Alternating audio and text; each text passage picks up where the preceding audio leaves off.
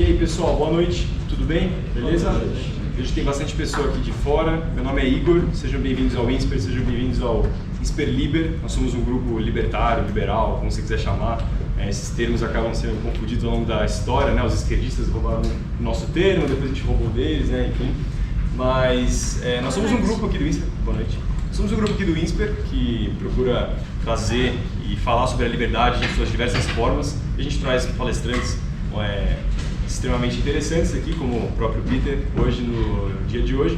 Então, bom, sem mais delongas aqui, eu queria agradecer aqui primeiro a presença de todo mundo, agradecer a Jéssica que facilitou com que a gente trouxesse o Peter para cá, agradecer o Peter pela presença dele aqui, agradecer a presença de todo mundo que veio de fora, a galera que já faz parte do INSPER Liber, ou a galera que é do INSPER e não faz parte do INSPER Liber. Estejam sempre aí atentos às nossas redes sociais. Enfim, a gente está sempre postando ali as novidades, os eventos que vão ter. E agora eu vou deixar aqui com o Joaquim, um ex-membro do INSPER Liber. Talvez seja o cara que eu conheço, que mais conhece sobre o Peter. Ele vai fazer uma breve apresentação aí pra gente. Bom evento para todos nós.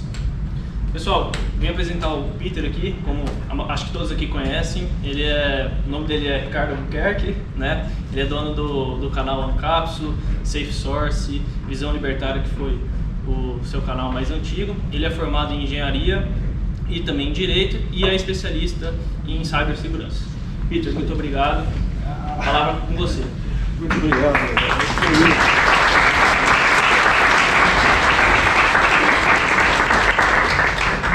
Obrigado, pessoal. É um imenso prazer estar aqui com vocês, falando aqui no INSPER, falando para o pessoal libertário. Realmente é muito bom estar aqui de novo falando para vocês, né? E, bom, o nosso tema hoje é um tema muito interessante, porque que o libertarianismo é a maneira ética de convivência humana, ninguém tem dúvida. Todo mundo sabe que o anarcocapitalismo é a coisa certa a fazer.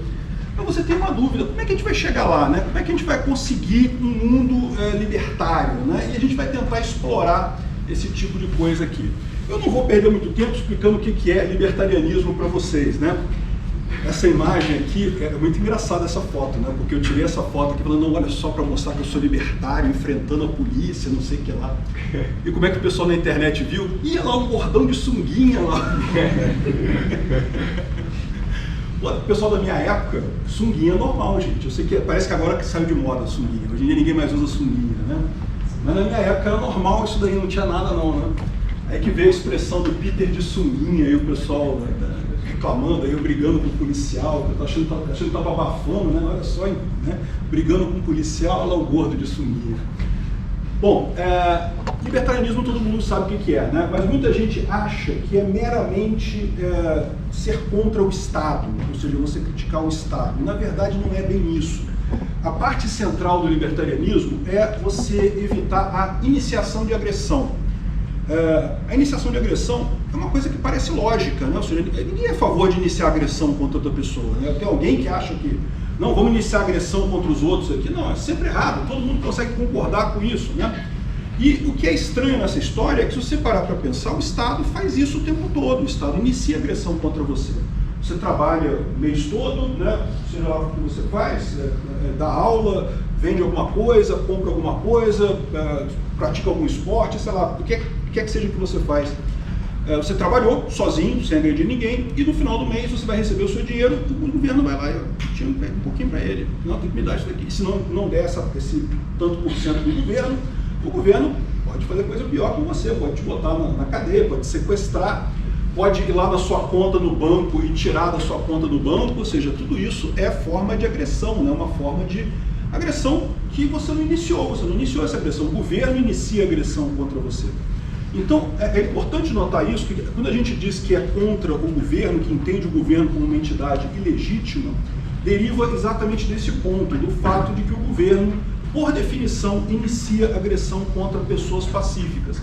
O ponto central do libertarianismo é ser contra a iniciação da agressão, né? Normalmente, quando eu faço esse tipo de apresentação, eu faço uma introdução maior sobre como é que é a história do libertarianismo, como é que surgiu, escola austríaca, e Mises, Karl Menger, Hoppe, Hans Hermann Hoppe, enfim, mas para vocês aqui eu não vou falar muito sobre isso, porque todo mundo conhece, né? É uma história já conhecida do pessoal, ou seja, o libertarianismo ele surgiu, na verdade, de duas correntes se unindo, né? Você tem de um lado a corrente filosófica justamente o pessoal entendendo, né, qual é o papel do Estado. Então você tem o Bastiat, você tem o Locke, toda essa visão liberal filosófica, e de outro lado surgiu também a escola austríaca, que é a visão da economia, né, de que o governo realmente não ajuda em nada na economia, o governo é uma inutilidade na economia. Em determinado ponto, justamente com o Murray Rothbard, essas coisas se uniram, né? Ele falou, pô, vamos juntar essas duas coisas, dá para você imaginar um mundo em que você não precisa de um Estado. Durante muito tempo o pessoal entendeu que o Estado é um mal, mas o pessoal entendia que era um mal necessário, era um mal que, por mais que você não, né, que seja um mal, você tinha que ter pelo menos alguma coisa de Estado para garantir alguma ordem na sociedade. Era aquela velha ideia do Locke, né? Que o ser humano ele é mal por natureza, então se ele deixado por sua conta própria, ele vai acabar descambando para a violência, vai chegar no estado de natureza em que todo mundo luta contra todo mundo, e daí não vai ter paz. Então é bom você ter o Estado, você precisa ter o Estado para isso, né? Para evitar que o homem se digradie em tudo. Isso, lógico, é uma besteira, né? Se você parar para pensar, né? Porque o Estado é uma estrutura formada por homens, né? Então, se você parte do princípio que o homem é mau por natureza, e você coloca um monte de homens para controlar outros homens, o que vai acontecer? Esses homens que estão lá em cima vão se aproveitar disso daí e vão, né, roubar pra caramba, encher o bolso de dinheiro, e, enfim. A ideia da escola austríaca, que se juntou com o ramo da filosofia e gerou o anarcocapitalismo, é justamente isso. Existem maneiras de você organizar uma sociedade que prescinde de um governo coercitivo, né? E, de novo, outra coisa importante, você ter associações voluntárias, não tem problema nenhum. Você voluntariamente se associar a um grupo, você ter uma estrutura que você voluntariamente participa dela, isso é perfeitamente válido. E está, inclusive, de acordo com o desenvolvimento humano, né? Os seres humanos é um animal gregário. O ser humano é um animal que foi feito para interagir, para funcionar em grupos, né? Então, você ter estruturas desse tipo que são voluntárias não tem problema nenhum. O problema é a questão coercitiva, é o fato de que o governo, se você nasceu aqui no Brasil, meu amigo, você não tem escolha. Você é obrigado a participar do governo. Ninguém te perguntou se você aceita, se você não aceita, se você quer, se você não quer. Bom, e aí que vem o grande problema. A gente já chegou à conclusão de que, ok, existe um arcabouço filosófico, econômico, para que o Estado não exista, para que a gente consiga viver de forma pacífica, mas como é que a gente vai chegar lá? Vamos fazer uma manifestação muito grande contra o Estado? Não vai funcionar. Manifestação contra o Estado não vai funcionar, não tem jeito. O Estado não vai acabar, por quê? Porque tem muita gente que ganha dinheiro com o Estado, então não sei se vocês sabem, mas a quantidade de gente rica que ganha dinheiro com o Estado, e não estou falando só de pessoas que estão no Estado, não. Então você tem, lógico, as pessoas que estão no Estado e ganham dinheiro com o Estado, mas você tem um monte de gente que também ganha dinheiro com o Estado, mesmo não estando no Estado. Então existe uma dificuldade muito grande de você, né, terminar com isso, né? Certamente protesto não seria suficiente. Algumas pessoas pensam assim, não, vamos fazer uma milícia, treinar o pessoal, um grupo guerrilheiro ali para fazer um negócio. Lá nos Estados Unidos tem um pessoal que leva isso a sério, então nos Estados Unidos tem.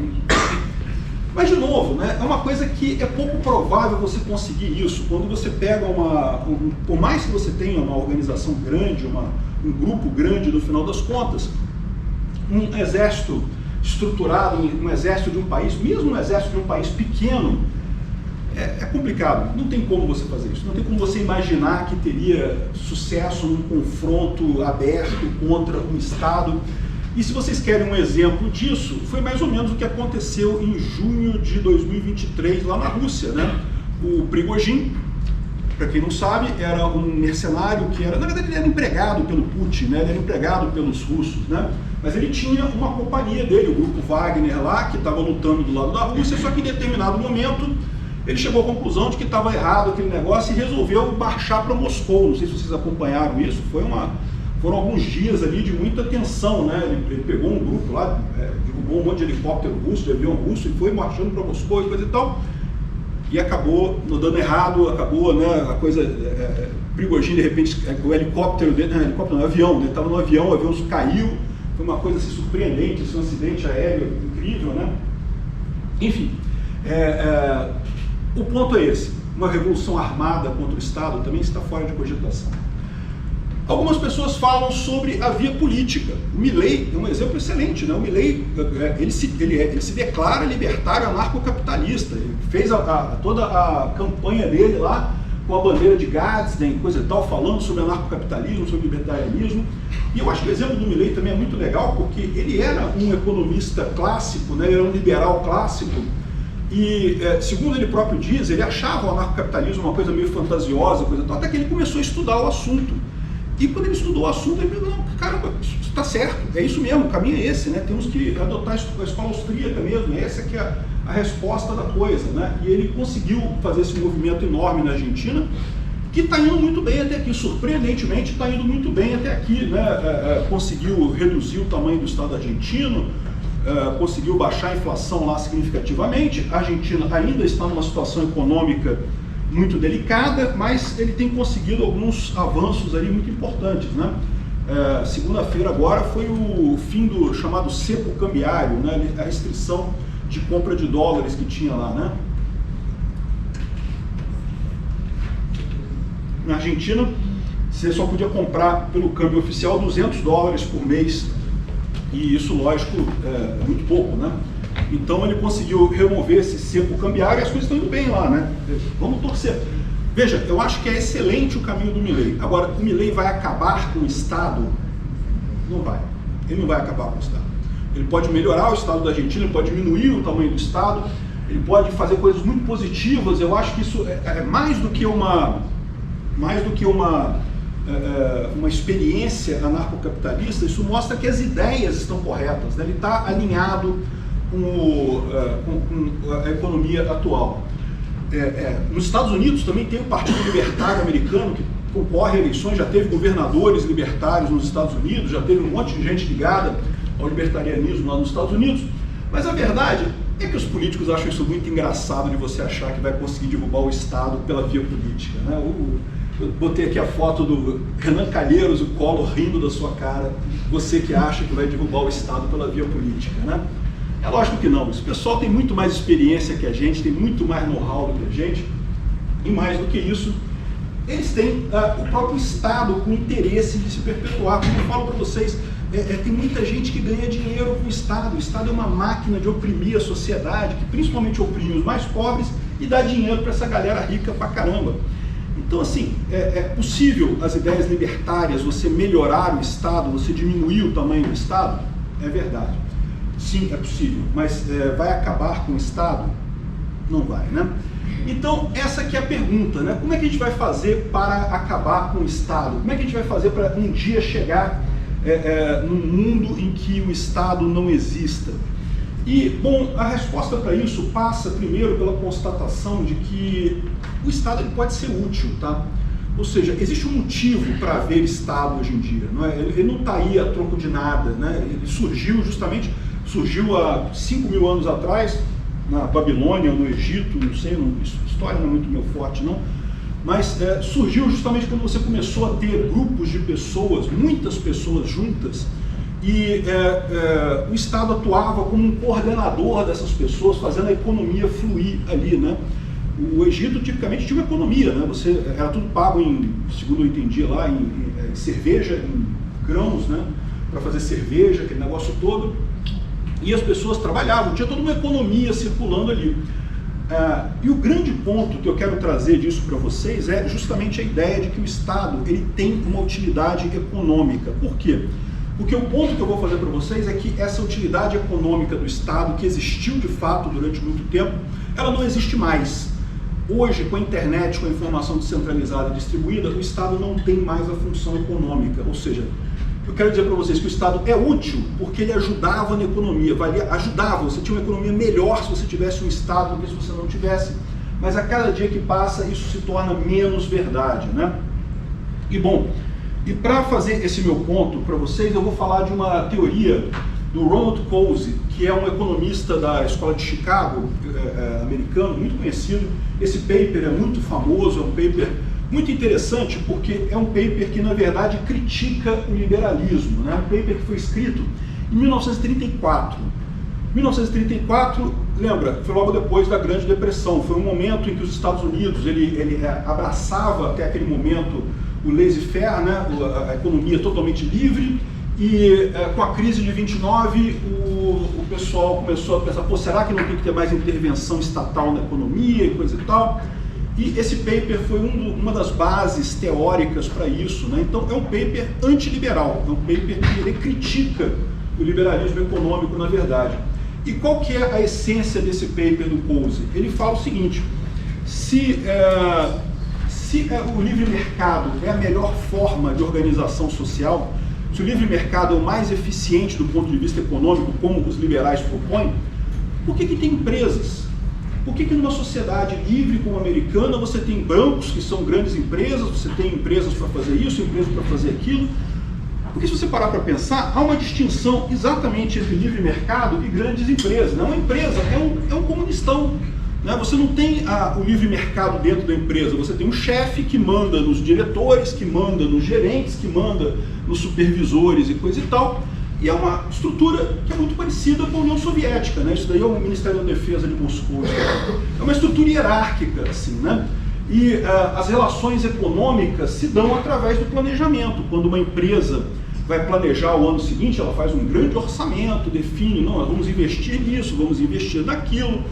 É um planejamento central. Então, mas peraí, mas a pessoa não precisa abrir uma empresa, ela não precisa atuar na forma de uma empresa, ela poderia fazer as coisas diretamente no livre mercado. Por que mesmo podendo fazer essas coisas, surgem empresas dentro da sociedade, né?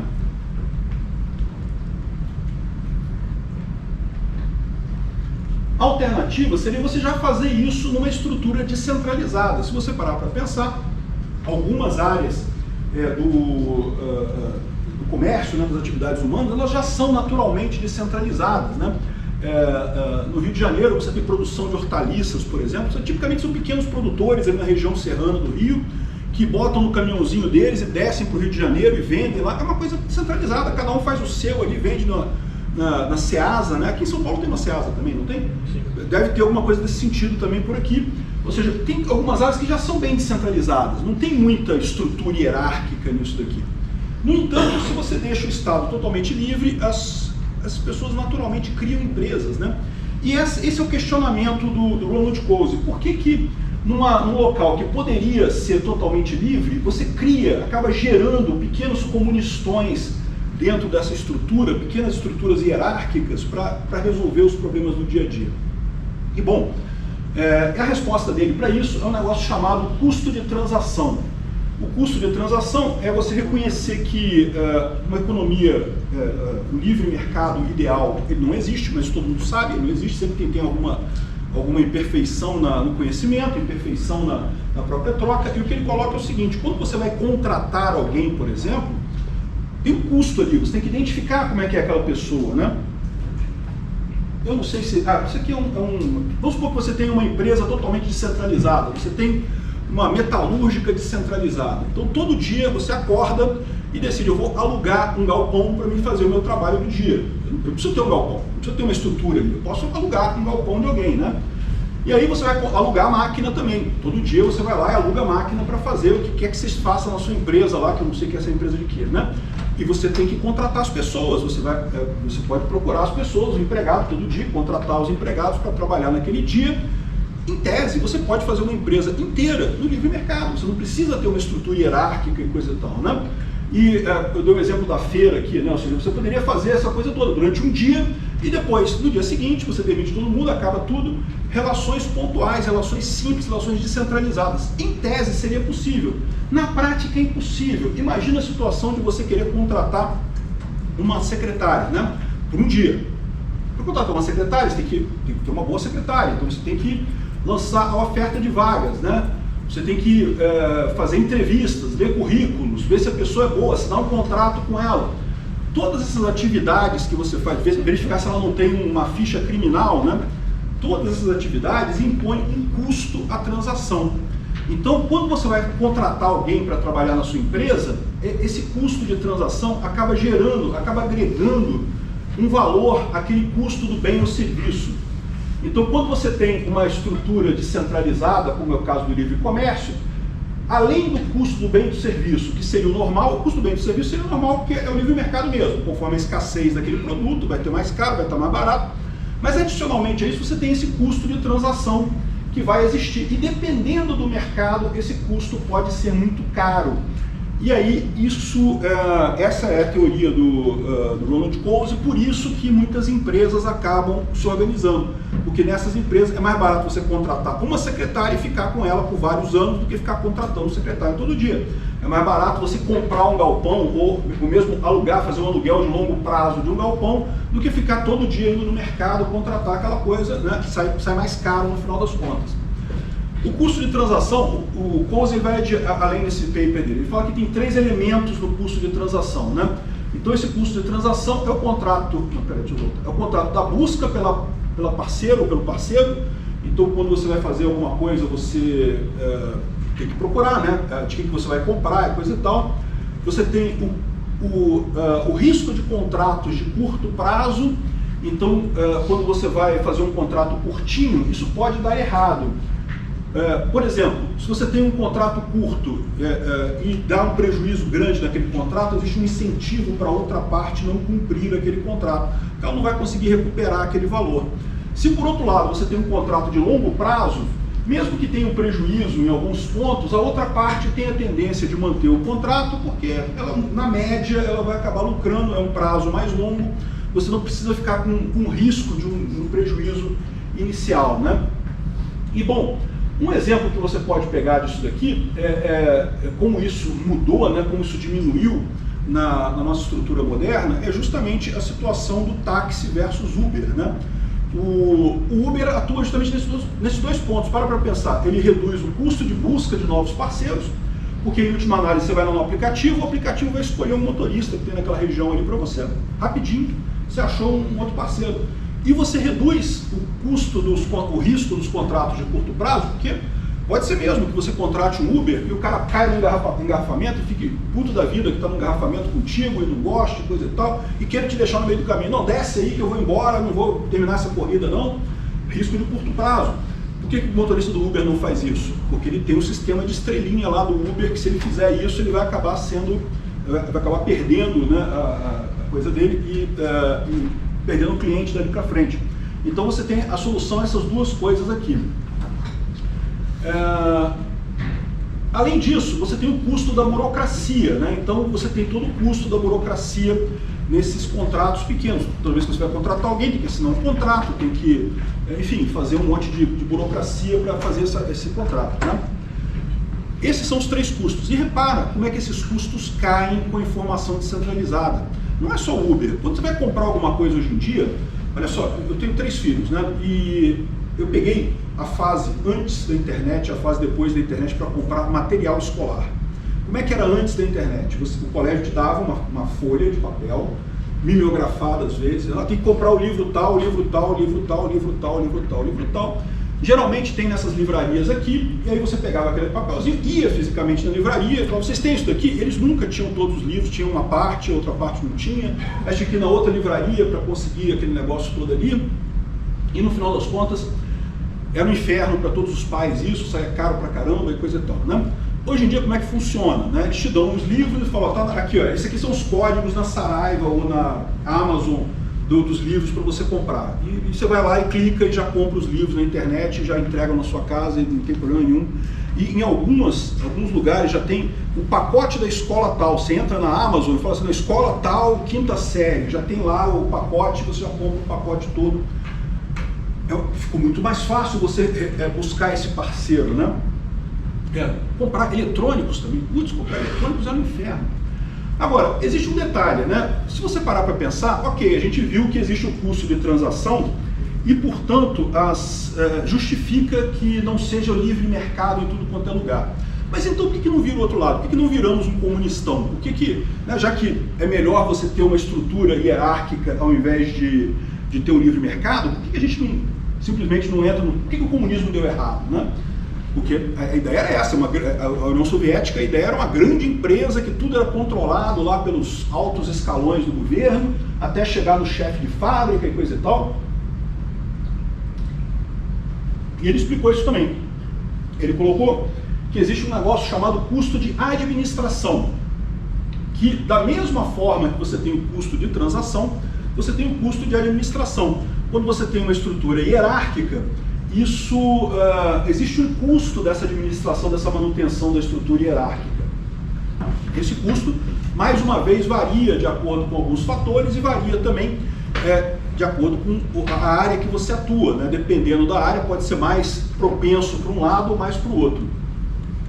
São dois fatores do custo de administração, né? Que é o custo da coleta de informações. Hoje em dia, a gente costuma chamar esses custos aqui de governança. É o custo da alta administração, saber o que está acontecendo nas pontas e conseguir dar ordem e ser obedecido nas pontas também da empresa. São os custos de administração.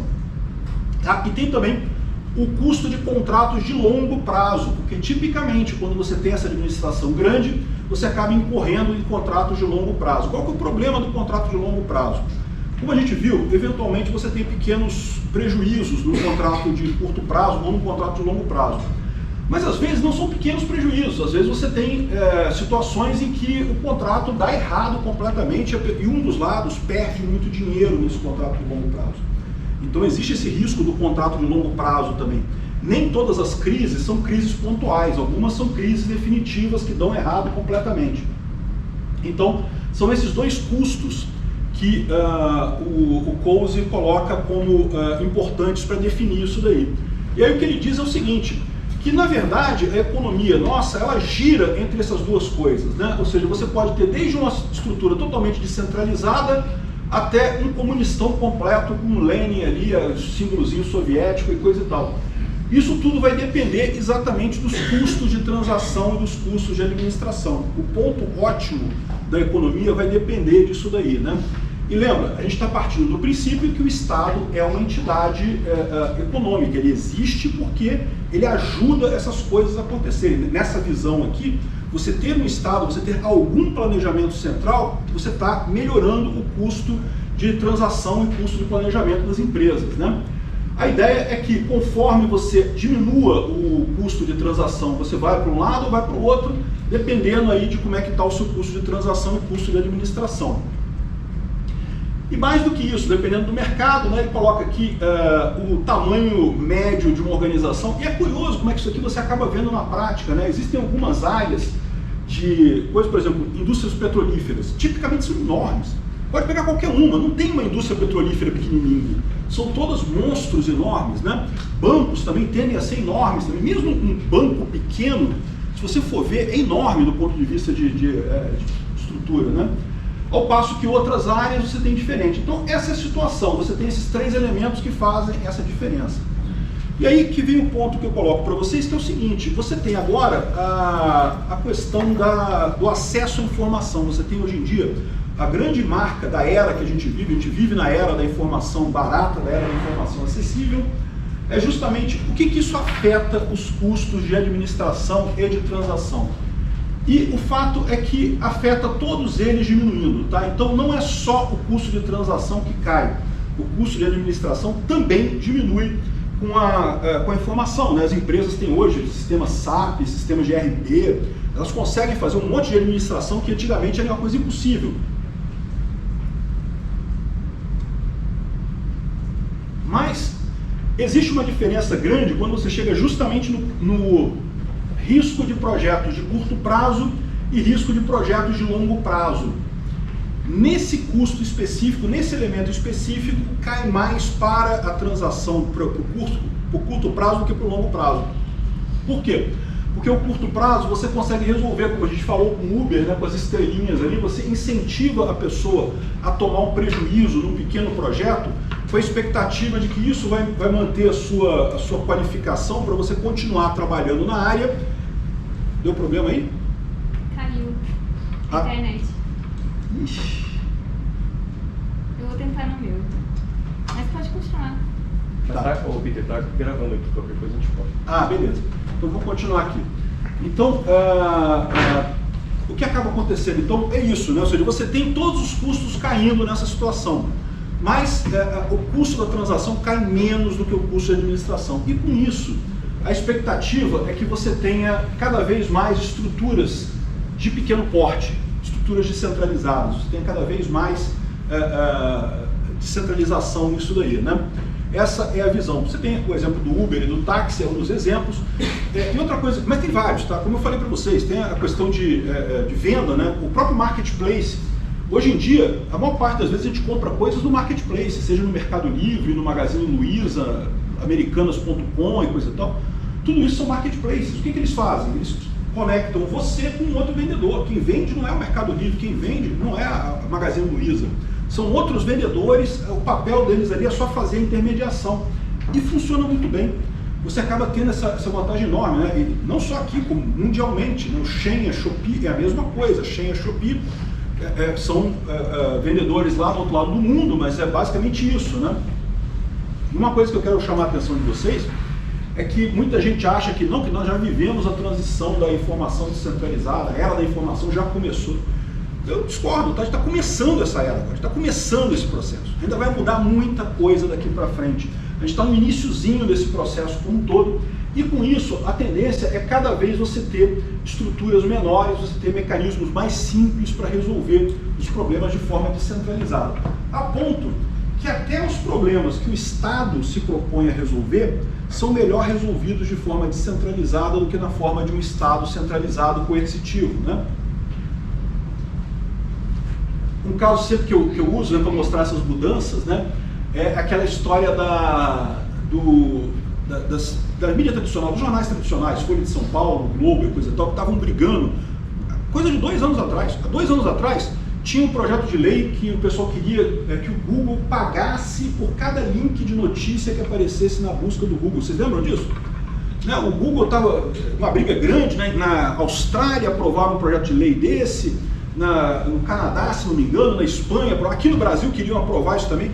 Eu acho esse projeto um absurdo, porque na verdade quando você quer um link alto no Google, você paga o Google para ele botar o seu link mais no alto, né? Os jornais queriam receber do Google com a desculpa de que o Google estava usando as informações do jornal e coisa e tal, e estava discutindo esse tipo de coisa, e essa discussão meio que morreu, sabe por quê? Porque agora é inteligência artificial, você vai no Google, você procura qualquer coisa, aparece um texto escrito ali, acabou, não tem mais link para nada. Isso dá a ideia de que essa visão de que a coisa já acabou, que já chegamos no ponto, que já temos que discutir como é que vai ser as relações. Não, está começando ainda.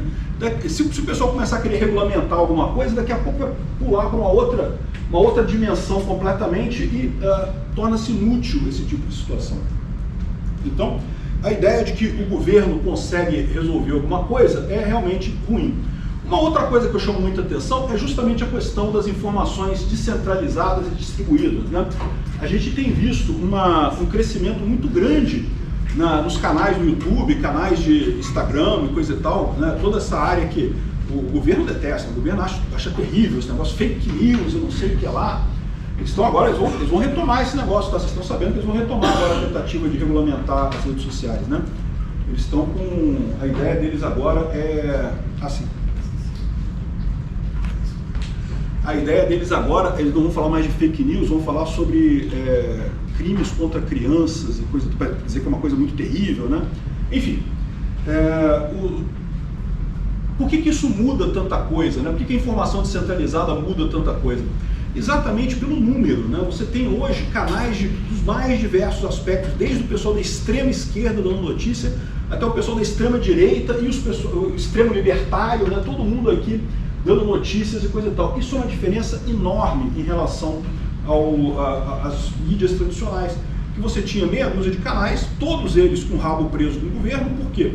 Porque televisão é concessão estatal, então se a Globo, vamos supor que a Globo quisesse brigar com o governo, se a Globo quisesse brigar com o governo, ela perdia a concessão dela e não conseguia brigar. Então acaba tendo essa cooptação, né, das mídias tradicionais por conta disso. Então a informação descentralizada está mudando essa parte também da informação, né? Outra coisa, a própria justiça, o conceito de justiça como um todo está mudando, né? Está ficando mais descentralizado. As pessoas buscam um cancelamento mais do que a justiça tradicional. Isso é um exemplo muito claro. Eu falo para o pessoal, né? Minha filha, algum tempo atrás, ela ainda estava no Brasil ainda, ela fez um pedido numa churrascaria, um almoço lá para a gente, e veio alguma coisa estragada, alguma coisa diferente do que ela encomendou e coisa e tal. Aí, minha filha é advogada, né? Aí eu falei, e aí, vai entrar no CDC, vai entrar lá no JEC para pegar dinheiro dos caras, né? Porque pô, veio errado, você pode fazer isso, né? Ela falou, não, vou ligar para eles agora. Olha só, se vocês não me mandarem o correto agora, eu vou botar no Instagram aqui, vou botar um monte de gente criticando o seu restaurante aqui, não sei o que. Os caras na hora mandaram, na hora. É impressionante. Né? Não, por favor, me desculpa, não sei o que lá, não mandaram uma sobremesa de brinde, não sei o que lá. Olha só como é que é uma justiça muito mais rápida, uma justiça descentralizada muito mais rápida. Você resolve o problema muito mais rápido, né? A gente está indo por esse caminho. Eu acho que ainda tem muita coisa para se fazer em termos de justiça descentralizada, tá? Eu acho que a justiça é um grande ponto que precisa melhorar na nossa sociedade. O dinheiro também, né? Hoje em dia o Estado, você tem o dinheiro fiat e isso durante muito tempo da história foi uma coisa positiva, porque né, na antiguidade você tinha moedas que eram cunhadas de forma aleatória ou de forma não padronizada. Então tinha um cara que tinha moeda de tal tipo, mas você não sabia se aquele ouro era verdadeiro ou não era verdadeiro, se era prata de verdade, se não era prata de verdade. No passado isso era uma dificuldade grande você fazer essa conversão ou usar moedas, né? Quando inventaram o dinheiro estatal, foi uma coisa muito boa, muito positiva, facilitou as pessoas fazerem negócio. As pessoas podiam comprar e vender tranquilas, porque sabiam que a moeda valia aquela coisa mesmo, tinha todo aquele padrão de segurança do governo, coisa e tal. Só que o que acabou acontecendo é que isso deu um poder muito grande para o governo, né? E o governo começou meio que a abusar desse poder e imprimir dinheiro pra caramba. Então agora hoje a gente tem alternativas a isso, tem o Bitcoin, tem outras criptomoedas que podem substituir o dinheiro estatal e na verdade já estão substituindo o dinheiro estatal, tá?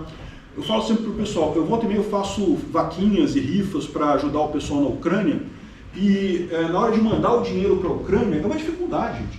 Você consegue, assim, mandar um pouquinho de dinheiro, você manda, mas depois que você mandou, se não me engano, é 25 mil reais.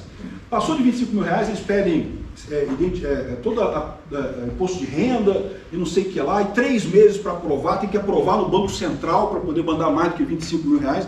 Oh, caramba, como é que faz isso? É que eu faço, eu comprei Bitcoin, mandei o Bitcoin, o cara lá trocou o Bitcoin por dívidas e pronto, resolvido o problema. E você pode falar assim, mas você é libertário, coisa tal. Ou o pessoal da 25 de março aqui. O pessoal da 25 de março está usando dólar Tether o tempo todo. Por que isso? Justamente porque o dinheiro estatal, com todo esse monte de coisas que o governo agregou para roubar mais dinheiro de você, está ficando impossível, né? Todo esse controle. Ao passo que você usa criptomoeda, acabou, tudo simples, fácil, não sei o que lá, não tem problema nenhum, você transfere dinheiro para qualquer lugar do mundo, sem nenhum controle de governo nenhum, no final das contas, né? Então, mais um exemplo de descentralização que resolve um problema estatal.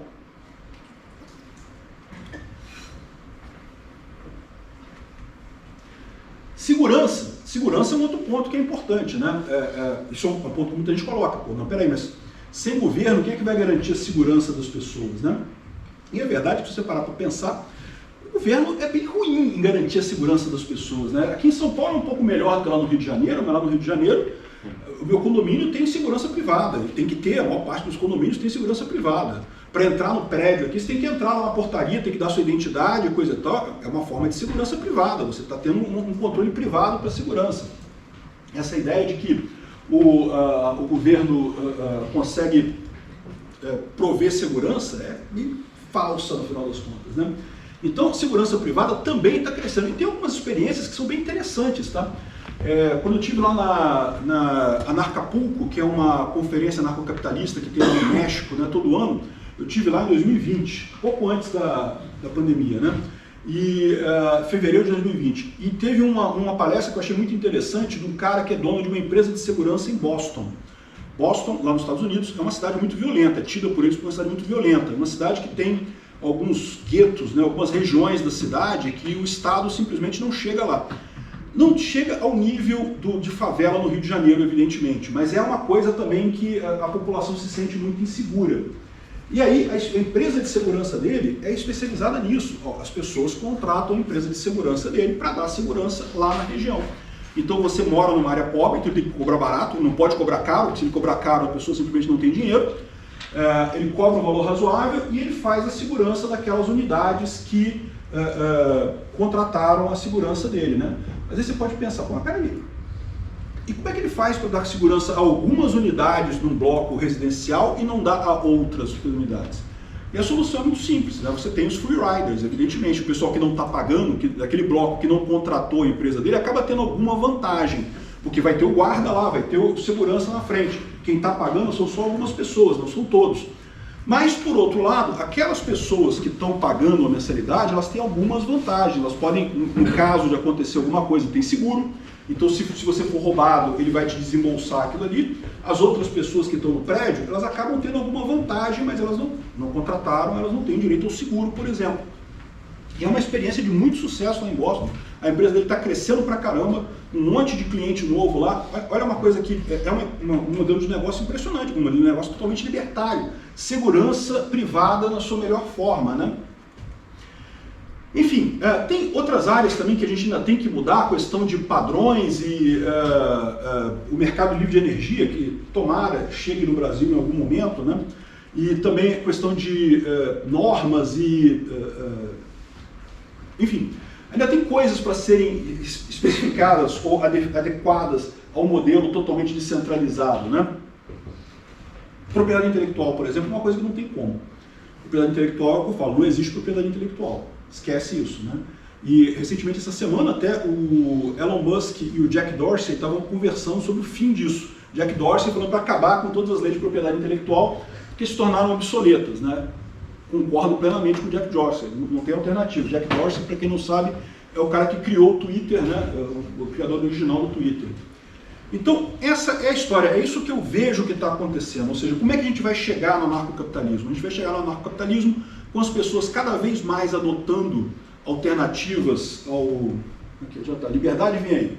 Como é que a gente vai chegar no anarcocapitalismo? As pessoas adotando cada vez mais alternativas libertárias para resolver os problemas e simplesmente ignorando o governo. Na verdade, está acontecendo isso. A gente vê que diferença que faz o governo no final das contas? Isso atrapalha, não ajuda ninguém a nada, né? Então, dessa forma que a coisa vai acontecer. O governo vai ficar cada vez mais como uma coisa que vai existir, vai estar ali na sociedade, coisa e tal. Tipicamente, culturalmente, as pessoas tendem a manter as instituições, né? Mas vai ser uma coisa quase que cultural, sem impacto direto no dia a dia nosso, né? Na vida, no dia a dia nosso, a gente vai usar alternativas privadas, vai usar coisas distribuídas, serviços privados para resolver os nossos problemas. E é assim que vai acontecer. Ou assim que eu imagino que vai acontecer. Vamos ver o que vai acontecer a partir daqui, né? Pessoal, muito obrigado pela atenção de vocês. E é isso daí, a liberdade vem aí.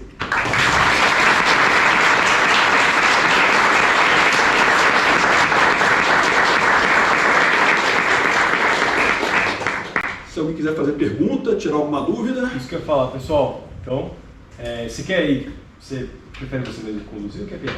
Não. Tá bom, então, vai, começa aí, Gabriel. Que eu penso, a minha maior dúvida quando se fala de anarcocapitalismo é a questão da justiça privada. Como eu acredito que é o principal modelo para a gente ter empresas privadas de justiça, porque a minha principal questão é, digamos, vou te dar um exemplo prático agora. Se nós temos empresas privadas diferentes, geralmente o consenso que eles falam é que ou eu pagaria para você para o julgamento ser na minha empresa, ou você pagaria para a minha. Mas o problema é que se a minha empresa tiver pena de morte, por exemplo, eu posso ter que te pagar e você ser condenado à morte. Então, meio que não seria uma justiça eficiente. Na verdade, a solução para isso está no direito internacional, né? Porque isso é um ponto que o pessoal fala, né? Se você tiver múltiplas empresas de segurança com leis diferentes, como é que você resolve isso? E a verdade é que isso já existe hoje em dia. A gente já está atuando num lugar que tem múltiplas leis diferentes, com penalidades diferentes, e a resposta para isso está no direito internacional. Você pega o mínimo ético, que no caso do direito internacional é as declarações de direitos humanos, né? A Declaração dos Direitos Humanos, e além disso, o que for comum entre as duas áreas é o que vale. Fora isso, é só acordo, só o que for por escrito. Então, se tiver duas empresas de segurança e algo não tiver em uma, não vale para aquela relação entre as duas, a menos que tenha um contrato específico sobre isso. E continuando essa pergunta, desculpa, mas se, por exemplo, como é que eu faço para garantir que seria eficiente? Porque se eu não venço na minha própria empresa de justiça, eu vou lá e contrato outra. Ou seja, eles estão meio atrelados a uma responsabilidade implícita de me favorecer na justiça. Mas aí que tá, né? Você tem que... o contrato é para te manter segurança, para te dar segurança. Você escolheu aqueles termos ali. Se eles não te atendem naqueles termos, se você no final das contas está vendo que contratou aquela empresa, mas ela não está resolvendo, a solução é você procurar uma outra empresa, não tem jeito, né? É o que eu sempre falo, eu acho que esse tipo de pena muito pesada tende a sumir, tá, na sociedade. Por quê? Porque imagina o custo de um erro no julgamento de pena de morte. Vamos supor que você tem uma empresa que tem a pena de morte. Beleza, ok, todo mundo assinou ali, você aceitou aquilo ali, ok. Aí você cometeu um crime e foi morto naquela empresa. Aí depois descobrem que teve uma falha. Imagina o custo que é isso. Hoje em dia o Estado consegue conviver com isso, alguns estados, né, porque pena de morte hoje em dia é raro até entre estados, né? Alguns estados conseguem conviver com isso porque eles meio que, foda-se, né? Errei e é isso aí, boa sorte, deixa pra lá. Mas num sistema privado, num sistema capitalista, isso certamente daria amenização, e aí, ou seja, seria muito caro esse tipo de coisa. Eu não vejo isso. É uma coisa curiosa esse negócio de você ter múltiplas leis, né? Não sei se vocês lembram, tem um desenho, um episódio dos Simpsons, que eles brincam com isso, né? Porque lá nos Estados Unidos você tem isso. Nos Estados Unidos você tem estados que têm leis diferentes, né? E aí, isso é um exercício que eles fazem nas escolas de direito lá, né? O cara está no estado A, ele dá um tiro no cara que está no estado B e o corpo cai no estado C. E aí, quem é que vai julgar o caso? Qual vai ser a lei aplicável? Não sei o que lá. Isso é uma verdade. Assim, é lógico, né? Esse exemplo mesmo seria uma hipótese pouco provável, né? Mas, em tese, né, poderia acontecer, né? E a solução é essa. A solução é essa solução do direito internacional, do comum entre as leis, e o resto é que tiver em acordos bilaterais ou acordos à parte, senão não vale nada. Obrigado. Sim.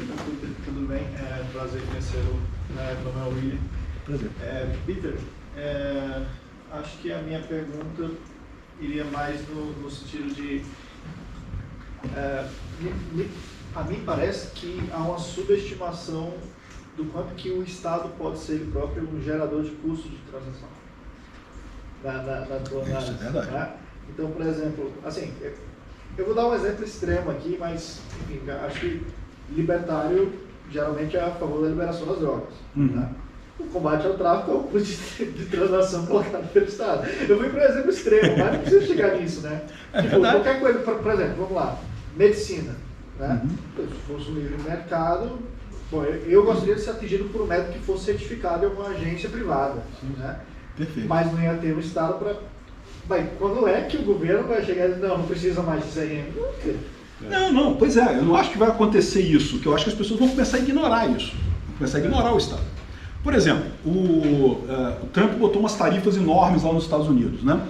E já tem um monte de gente com soluções de logística alternativas, criando empresas de logística alternativa, que se fosse aqui no Brasil a gente chamaria de contrabando, entendeu? Mas o pessoal tá bolando ideias de, não, você...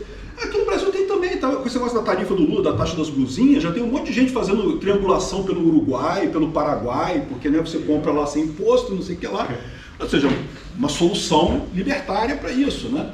E à medida que você tem mais informação disponível, isso acaba virando, né? Acaba ampliando esse leque, né? Por exemplo, você já tem lá nos Estados Unidos aplicativos para você procurar um psicólogo, você quer fazer uma coisa, tem até anúncio no YouTube. Você quer procurar um psicólogo, quer fazer psicanálise, você vai lá, se cadastra no aplicativo e ele te liga com um psicólogo e coisa e tal. Se você gostar, ótimo, se você não gostar, ele troca e coisa e tal. E beleza. E quem garante que isso precisa ter o registro todo lá? Porque, em tese, o psicólogo pode estar, sei lá, nas Ilhas Virgens Britânicas, que não tem necessidade nenhuma da pessoa ter diploma para prestar esse serviço. Hipoteticamente, eu não sei como é que funciona isso, mas... Em tese, você pode ter esse tipo de coisa, né? Pois não?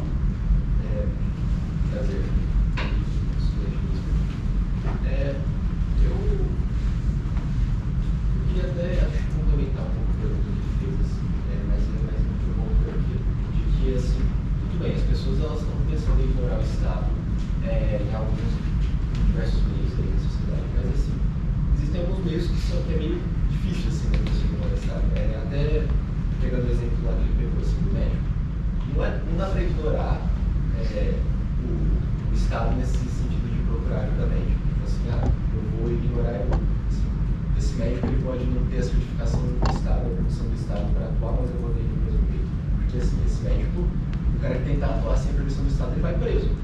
Então, assim, como é que poderia acontecer essa transição nessas áreas em que o Estado está lá para enforçar que essas pessoas não podem atuar fora dele? Olha só, isso é o problema, né? Ou seja, é o que eu falei para vocês, a tendência é que o Estado vai ser ignorado pelas pessoas. Mas é lógico, o Estado pode ir lá e ainda usar violência contra você, né? A minha visão disso é que o que vai acontecer é que, à medida que o Estado for sendo deixado de lado, ele acaba perdendo força também, acaba perdendo dinheiro, acaba perdendo imposto, esse tipo de coisa. É lógico que imposto não é algo que você escolhe se você quer pagar ou não, né? O Estado, se você não pagar, o Estado vai lá roubar de você. Mas, à medida que as pessoas têm alternativas, elas têm alternativas, né? Você começa a ter cada vez menos gente pagando imposto. É o que está acontecendo hoje em dia com a CLT, por exemplo. Está tendo uma onda de gente que está abandonando a CLT e trabalhando no PJ. Por quê? Porque a CLT é uma cambada de imposto que você paga ali. E o Estado está preocupado com isso, não porque ele queira proteger o trabalhador, está preocupado porque está recebendo menos impostos, né? E não só isso, né? Por exemplo, sempre gente rica no Brasil abriu empresa no exterior para sonegar imposto ou para pagar menos imposto legalmente. Sempre teve isso. O pessoal rico mesmo, sempre teve empresa em Ilhas Caimã, em Ilhas Jersey, não sei o que lá. Hoje em dia, meu amigo, qualquer um aqui, se quiser, pode abrir uma empresa no exterior, onde quiser, tem empresas que ajudam você a fazer isso. O preço é mais ou menos, às vezes é mais caro, mais barato, dependendo do lugar e coisa e tal, mas qualquer um faz justamente na informação. Então, ou seja, quando você não precisa do Estado, fica mais fácil você ignorar o Estado e você pagar menos imposto. Então, esse é outro problema, essa é outra parte da coisa. O Estado hoje ele tem uma força muito grande ainda, né? Você pode até entender que a gente já estava no Capistão, a gente já vive no Capistão. A questão é que tem uma entidade ilegítima, que é o Estado, que vai usar violência contra você de forma aleatória, de acordo com o que ela quer. E o problema disso é que essa entidade tende a ficar cada vez mais fraca por conta das pessoas ignorando o Estado, né? Então, mas bem nessa linha ainda, principalmente por esse final que você colocou, que eu concordo assim, com essa ideia de que se todo mundo amanhã acordar e resolver vamos ignorar o Estado acaba, porque só existe porque a gente obedece. Mas me parece que quando algumas pessoas começam a aparecer, principalmente você, assim, que hoje é a maior figura, né, no Brasil, acho que não só ANCAP, mas anarquista em geral, parece que até quando essas ideias começam a popularizar, o Bitcoin aparece, essas coisas, o Estado passa a ficar mais agressivo. E aparece que começa a ter mais ainda pressão para impedir que isso ocorra. E aí parece mais importante ter essa desobediência civil, ou você acha que realmente a gente consegue só seguir, uma hora o Estado não vai conseguir mais existir, ou precisaria ser mais agressivo? Olha só, se depender das pessoas quererem acabar com o Estado não acaba. É o que eu falo, as pessoas amam o Estado. A maior parte das pessoas ama o Estado, adora a bota opressora do Estado, a verdade é essa. Muita gente tem essa visão de que se ele está me batendo é porque ele está me protegendo. Né? Então, as pessoas adoram. Então, eu não acho que vai ser assim, porque eu acho que economicamente isso é um ciclo vicioso, ou seja, vicioso para o Estado, né? Virtuoso para o libertarianismo. As pessoas precisam menos do Estado, o Estado fica mais fraco, e daí ele consegue ajudar menos as pessoas aí procuram mais soluções, então é um ciclo que vai acontecer dessa forma. Isso que você falou, quando o Estado vê que as pessoas estão saindo do Estado, ele usa mais violência. Lembra uma coisa, violência é caro. Você usar violência não é barato. Você tentar impor um Estado na base da violência, você não consegue.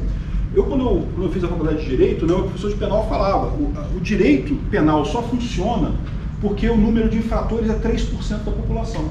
Se mais do que 3% da população começa a ignorar uma lei, esquece, não tem polícia que ignore, não tem polícia que consiga fazer aquela lei valer, não tem repressão policial que consiga fazer isso valer. A maior parte das pessoas obedece às leis. E lógico, isso é bom, porque as leis que são corretas, não matar alguém, ninguém quer, tem que obedecer mesmo. Mas as leis que são leis injustas, né? Tanto que no Brasil você tem isso, um monte de lei que não pega, né? Tem a lei lá, mas todo mundo ignora. Eu acho que tinha uma outra pessoa lá atrás que tinha... Pois não? É que eu acho que o Diverting Time era um comentário da nossa primeira pergunta, que o rapaz perguntou como é que seria o processo penal na sociedade libertária. E eu gosto de falar que a resposta correta, na minha visão, seria não sei. Porque a magia de uma sociedade libertária, o que caracteriza ela como um ser libertário, é justamente deixar diferentes ideias competir e as pessoas se associarem às ideias que elas concordam. Então, quando a gente começa a escrever, vai ser da forma X, Y, Z, a gente está caindo no que seria o oposto do libertarianismo, que é um planejamento central. Então, toda vez que falar assim, como é que vai ser tal coisa numa sociedade libertária? Não sei. Quem essa é a sabe? resposta. Vamos deixar Eu as concordo pessoas... contigo. A questão toda é essa, né? Justamente o mercado vai buscar soluções para resolver esses problemas que você tem hoje. O problema é a segurança. Você quer poder fazer negócio, você quer viver em sociedade, nós somos um animal gregário, a gente tem que viver em sociedade, e em sociedade sempre você vai ter uma pessoa mais agressiva que a outra, sempre vai ter uma pessoa que perde o controle, que se descontrola e coisa e tal. Então, esse tipo de coisa sempre vai acontecer. Qual que vai ser a solução para isso? O mercado vai ditar mais adiante. Pois não. Tem uma pergunta do chat aqui lá no YouTube. Como o Peter enxerga a defesa de um país libertário? Acho que quer dizer com as Forças Armadas. Pois é, isso é um problema, porque é o que eu falo, né? Muita gente até critica o meu envolvimento na guerra da Ucrânia. Se você é libertário, como é que você está defendendo um país e tal? Mas a visão que eu vejo é a seguinte, não tem jeito, né?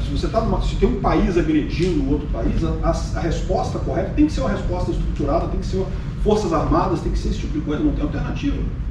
Os russos não estão ferindo o PNA da Ucrânia, os russos estão ferindo o PNA dos ucranianos. Cada casa, cada fazenda que eles invadem lá e coisa e tal, eles estão matando pessoas, estão agredindo a propriedade privada das pessoas, e essas pessoas têm que fazer uma defesa armada. Mesma coisa em Israel, né? Quando entrou lá o pessoal dos kibbutzim ali na região do Otef ali, ou seja, eram pessoas que sofreram, né? O Estado em si não está nem aí, mas elas têm que reagir através do Estado.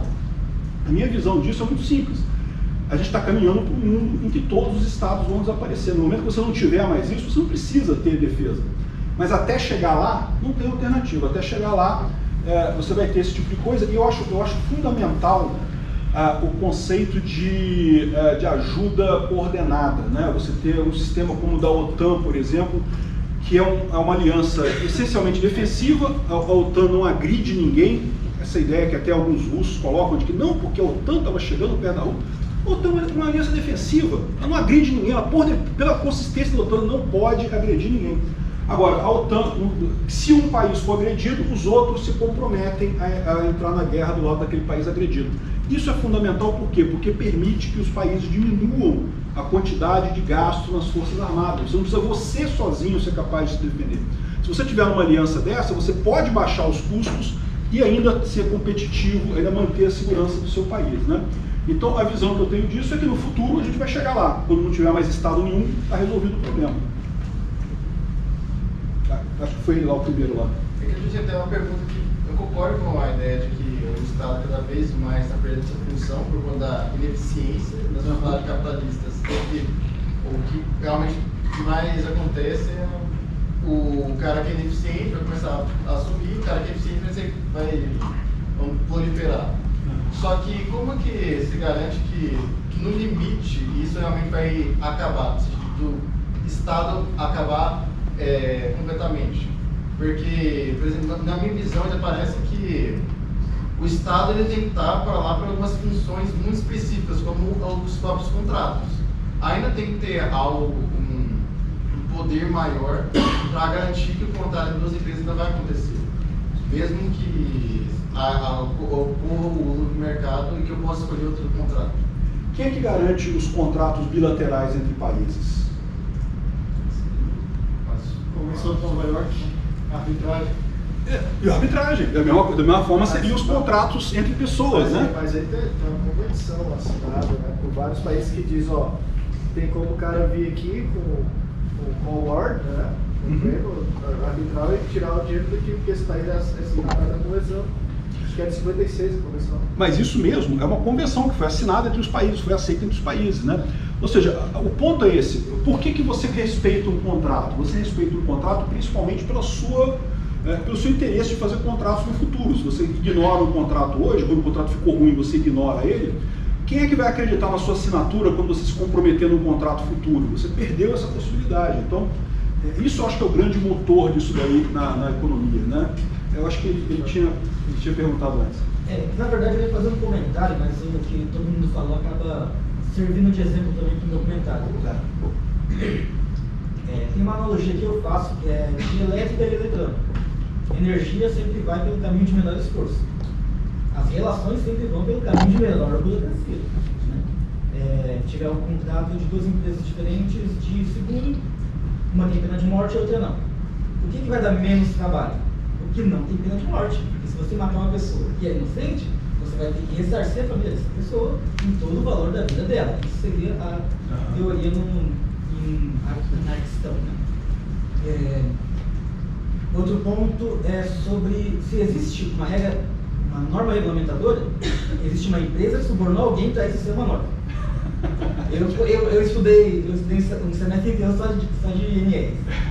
Então, se hoje em dia você cobra alguma coisa para um médico, ele tem que ter um documento falando que ele é médico, é porque alguém subornou algum político para falar que os médicos precisam ter esse documento. Mas é bem isso. O governo virou um negócio, uma coisa para ganhar dinheiro em cima da sociedade. Eu concordo. Se existe norma, existe alguém que subornou alguém. Pois é. Pois não. Só para complementar um pouco sobre acordos entre pessoas, instituições, o que quer que seja, vou dar um exemplo bem prático do que existe hoje em dia, que surgiu aqui no Brasil, Reclame Aqui. Sim. Como ferramenta de reputação para cada empresa, e isso ajudaria a determinar se aquela empresa com a qual você está fechando o contrato, se ela é confiável ou não.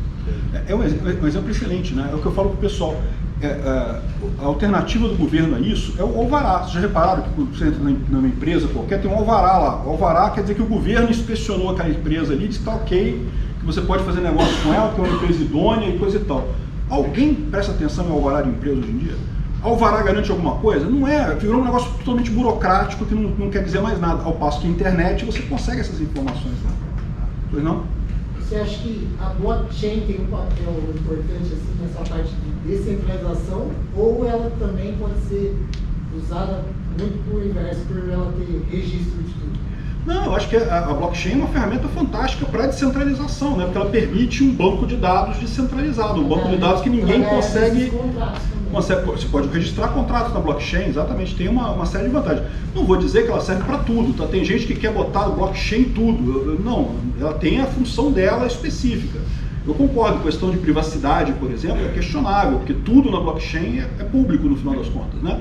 Então, assim, eu acho que ela tem um papel importante, sem dúvida alguma. Eu acho que ele estava na frente ali. Você disse que uma forma do Capistão avançar em cima do Estado seria o povo começar a ignorar o Estado, começar a usar os mecanismos externos ao Estado, e isso seria uma maneira do Estado parar de ter relevância, mas o que a gente vê no contexto brasileiro hoje em dia é que o Estado parou de ligar para o como o povo ignora ele e virou um fim em si mesmo, praticamente uma célula cancerígena, para colocar assim, e num Estado onde ele vira um fim em si mesmo, o centrão vira a hegemonia política do país.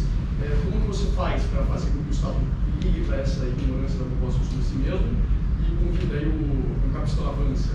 Pois é, eu sou cético com relação a consertar o Estado, tá? Eu acho que o Estado não tem conserto não, mas a minha visão é essa.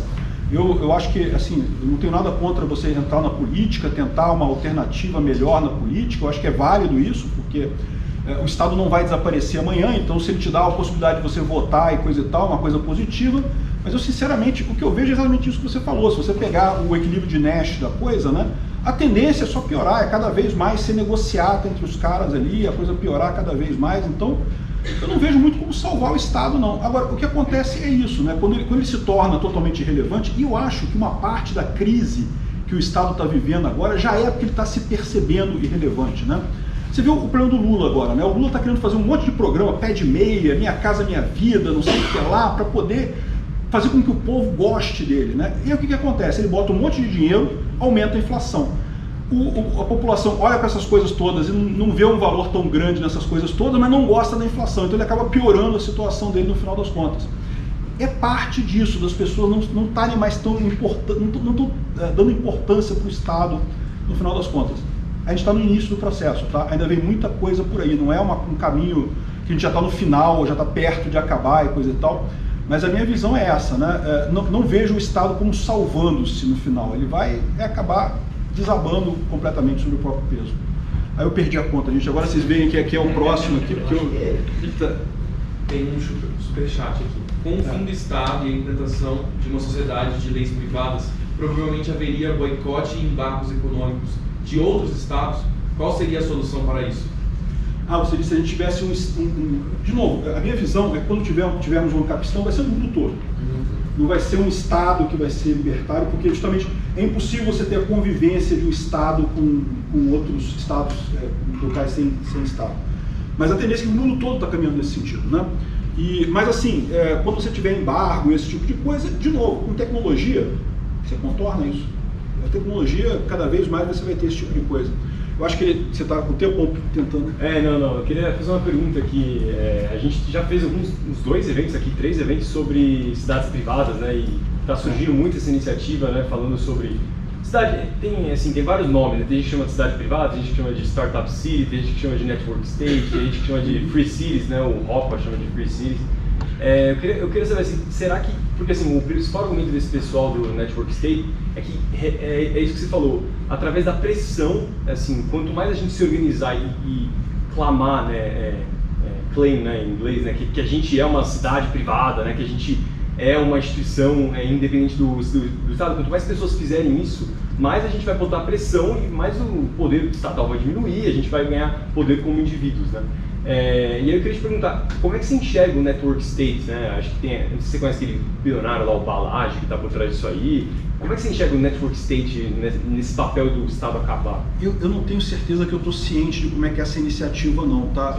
As cidades privadas eu conheço e eu sou um crítico delas. Eu não acho que seja o caminho, eu acho que elas teriam todo o interesse do governo de acabar com a coisa, e a gente tem um exemplo agora, né, Próspera lá em Honduras, tá sofrendo. Que é o que eu falo para você, e eu falei isso logo no início desse negócio, quando ela começar a prosperar, que começar a dar certo, porque vai dar certo, porque tem pouco imposto, porque é bom, vai começar a ter negócio, as pessoas vão ficando ricas e coisa e tal, o que vai acontecer? O pessoal que mora no lado vai falar, não, mas tem que taxar aquele pessoal lá também, a gente precisa aqui, nós somos pobres aqui, que foi exatamente o que aconteceu com Próspera. Agora o governo de Honduras quer revogar a coisa toda,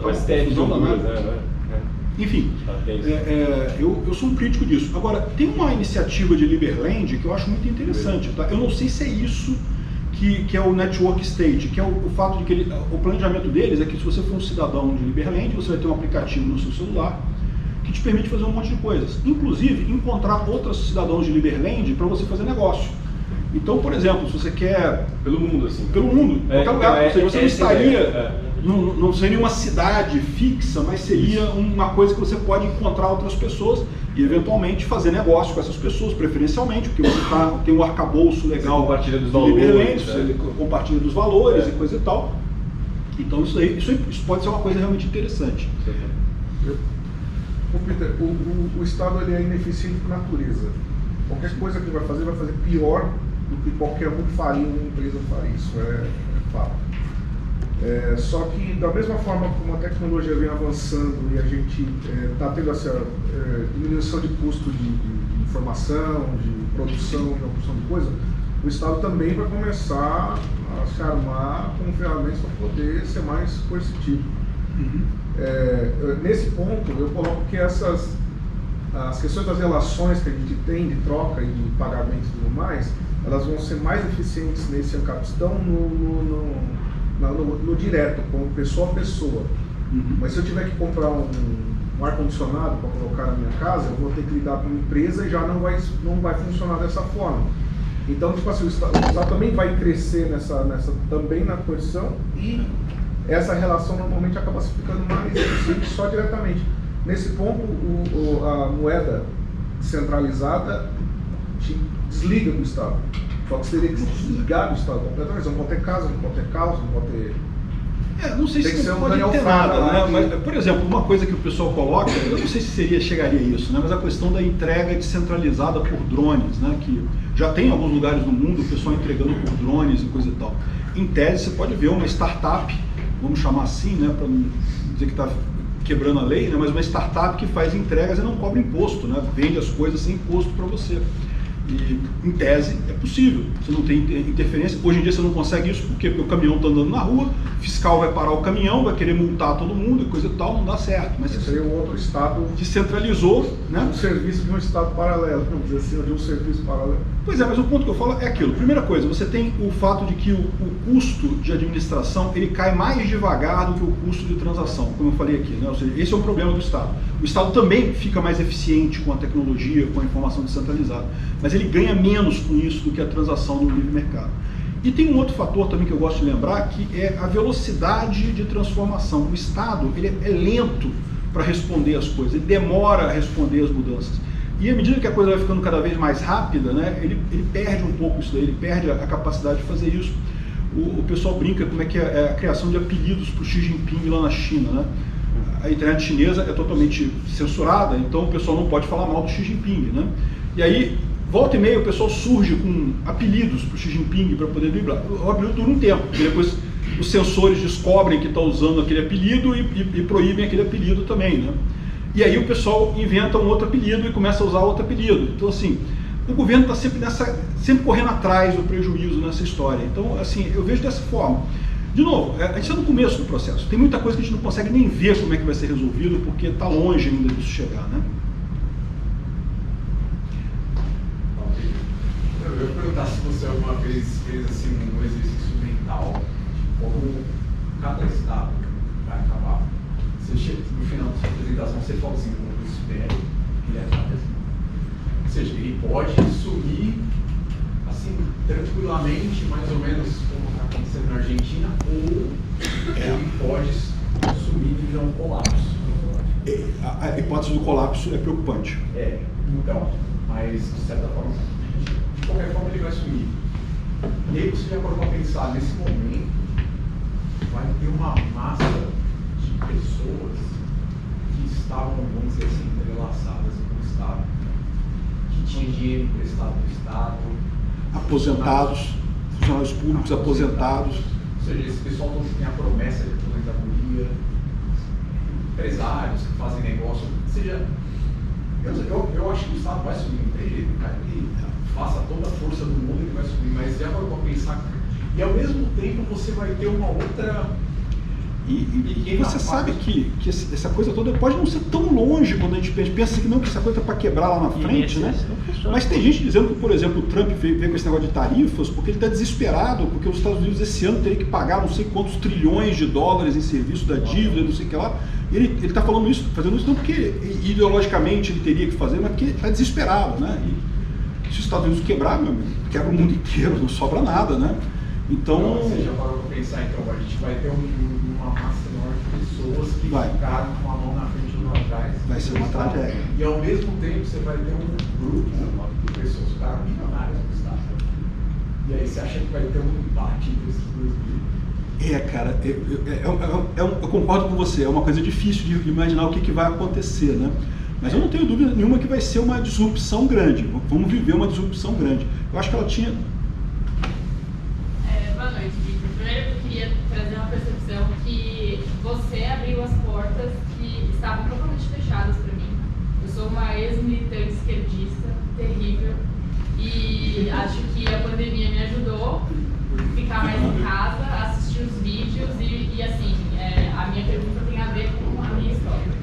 A minha conversão veio através do meu marido, que já assistia os vídeos, e ele começou a me mostrar e a gente começou a discutir. A gente brigou muito inicialmente porque eu tinha as minhas convicções e eu tinha pessoas que reafirmavam isso o tempo inteiro. A minha bolha é cercada de pessoas de esquerda. Até hoje isso acontece, as pessoas do meu trabalho, do meu convívio, enfim. Então, a minha pergunta, pensando que, até alinhando com o que o amigo trouxe aqui, de como que a gente avança no capistão, eu acho que a minha conversão foi um passo à frente, né? Para a gente chegar nesse momento em que, de fato, o Estado vai cair. Mas eu fui convertida pelo amor. Eu não posso fazer isso com todas as pessoas. Como é que eu passo a palavra de uma forma que eu não seja arrogante, que eu não seja uma pessoa, sabe, superior aos demais? Isso é uma coisa difícil. Convencer as pessoas não é fácil, tá? Não é fácil isso. O que a gente pode fazer é o que eu faço e eu recomendo que todo mundo faça, que é você ter canais, você explicar e falar, mas não tem expectativa de convencer as pessoas. As pessoas, para se convencer, o convencimento parte de dentro. A pessoa, em determinado momento, ela decide que quer se convencer. Não adianta você tentar forçar isso contra as pessoas.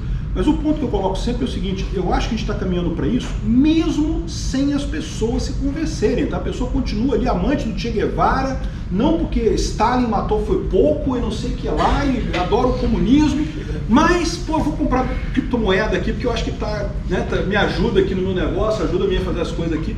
Então, ou seja, as pessoas vão para o libertarianismo, apesar das convicções. Eu não acho que seja crucial você convencer as pessoas. É importante, lógico, até pelo que ele falou, porque se a gente está caminhando para um desastre, para um fim de Estado que vai ser uma coisa catastrófica, quanto mais gente antes começar a se preparar para isso, melhor, né? Você vai ter menos problemas, mas eu acho que é uma coisa meio independente da outra.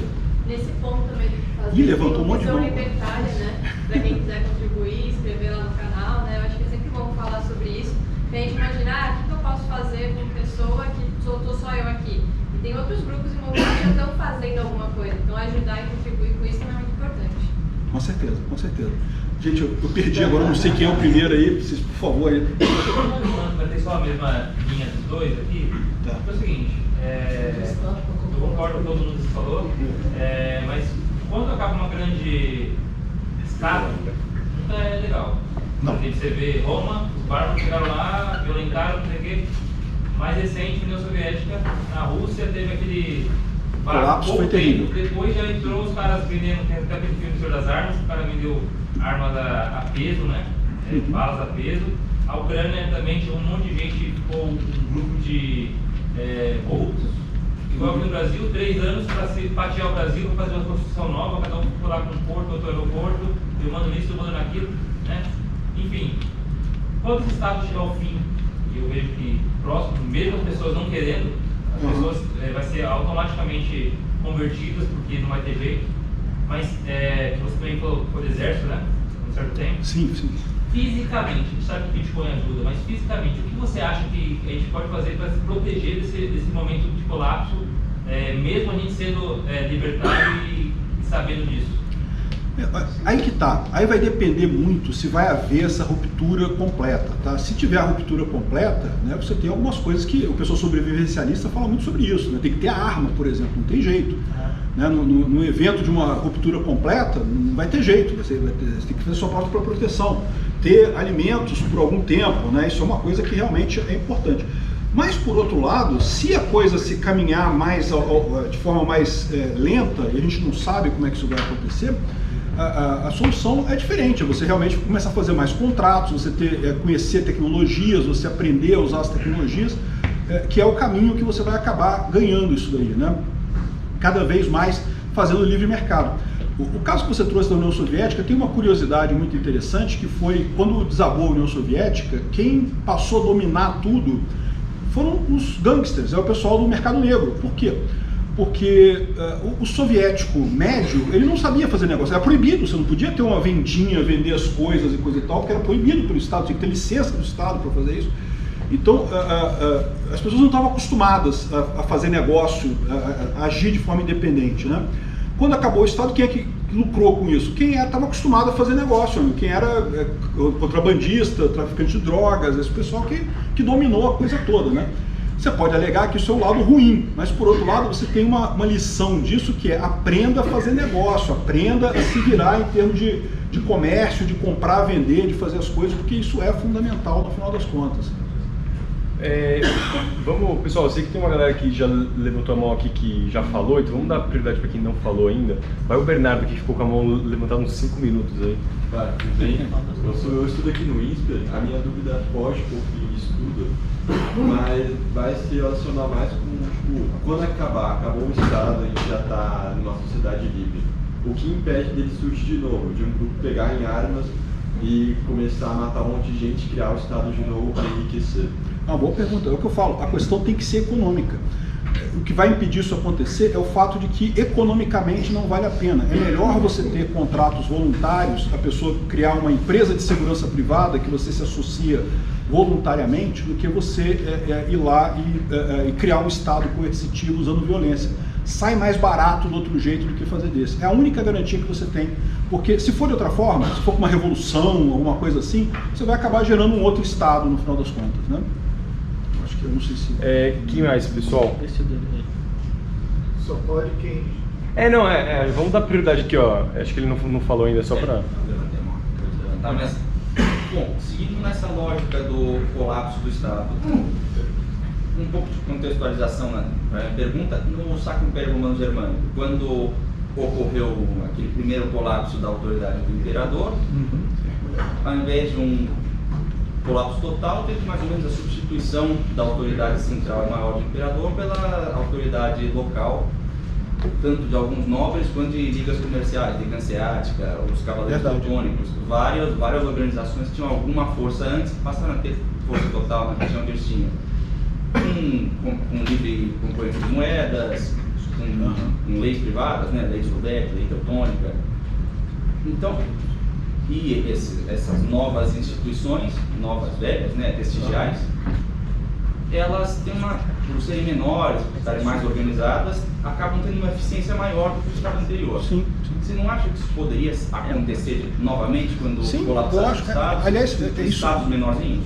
Eu acho que isso é um ponto interessante que você colocou, porque às vezes a pessoa tem a impressão de que a Roma caiu, que foi do dia para a noite. Um dia estava tudo normal, todo mundo fazendo as coisas lá, indo na casa de banho, e no dia seguinte acabou tudo. Não foi assim, gente. Levou décadas, centenas de anos, séculos para realmente... A coisa foi degringolando.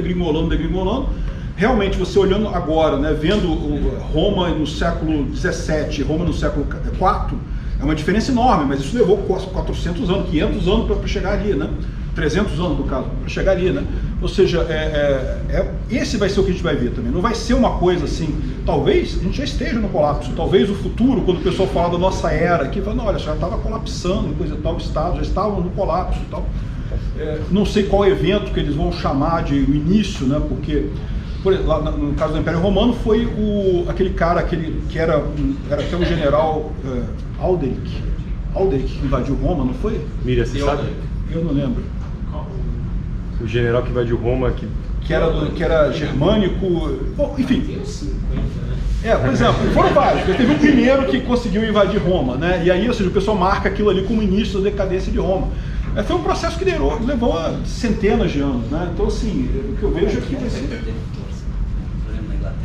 Atrofia para se tornar vestigial. Exatamente. Foi o que aconteceu na Inglaterra, exatamente. Depois chegaram os anglo-saxões lá. Última pergunta, pode ser? Peraí. Então. Eu já falei. A gente tem pergunta no superchat aí ou não? Tá. Tá bom, então vai. Tem alguém que não perguntou ainda, que quer fazer uma última pergunta, só para dar prioridade? Não? Tá, então faz aí vocês dois rapidão, vai.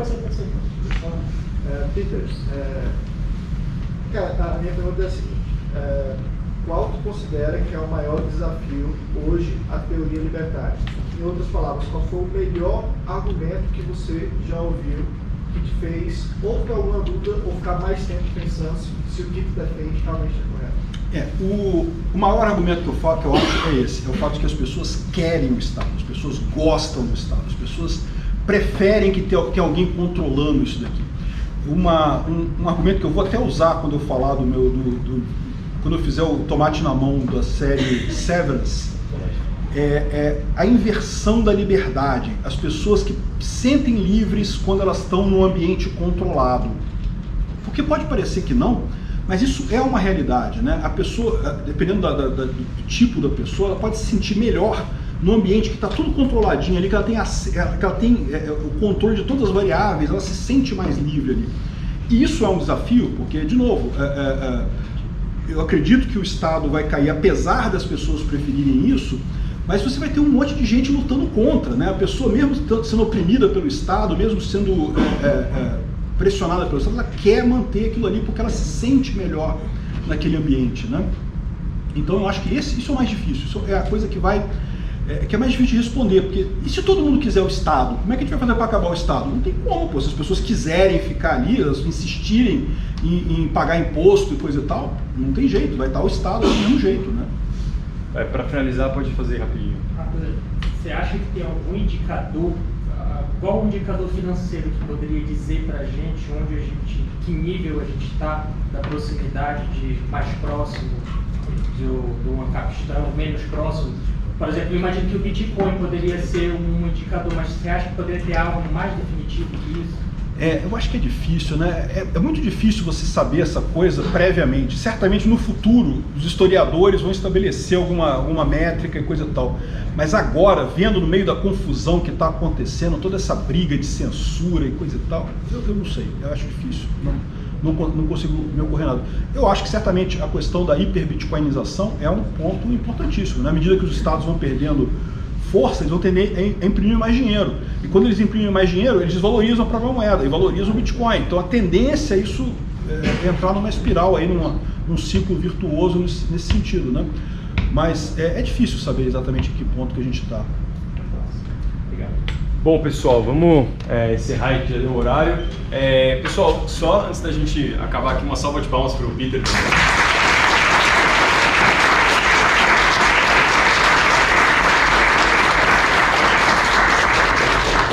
Bom, novamente agradecer a presença do Peter aqui então com a gente. Pessoal, para vocês que quiserem ficar ligados em próximos eventos, @InsperLiber no Instagram e no YouTube a gente vai publicar essa palestra. Se quiser mandar aí para um amigo seu, a moça ali atrás quer mandar para as pessoas e convencer elas de que posto é roubo, tudo. A gente vai postar essa palestra no YouTube, né? Não tem propriedade intelectual, né? Então a gente vai postar lá no YouTube InsperLiber, então quem quiser assistir depois, a gente tem outras palestras lá também, uma galera que veio aqui já, os professores lá do MIS Brasil, enfim, tem a palestra do Network Stage que eu falei para quem quiser saber. Então tá tudo lá no YouTube, agradeço novamente a presença de todo mundo. E antes da gente ir embora, eu peço só mais um favor, pra gente tirar uma foto aqui na frente com o Peter no centro, né? Quem não quiser aparecer, não quiser ser cúmplice, fica tranquilo aí, mas eu convido a todos aqui pra